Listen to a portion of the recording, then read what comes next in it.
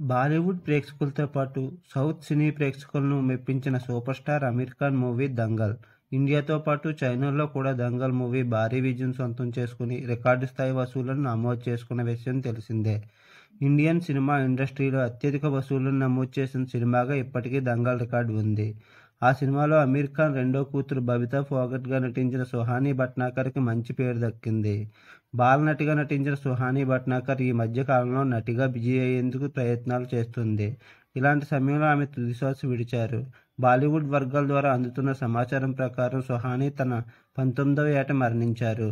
బబితా పాత్రలో నటించి మెప్పించిన సుహానీకి ఇటీవల ఒక యాక్సిడెంట్లో కాలు విరిగింది. ఆ చికిత్స కోసం ఆమె తీసుకున్న మెడిసిన్ వికటించడంతో మృతి చెందినట్లుగా బాలీవుడ్ వర్గాల్లో ప్రచారం జరుగుతోంది.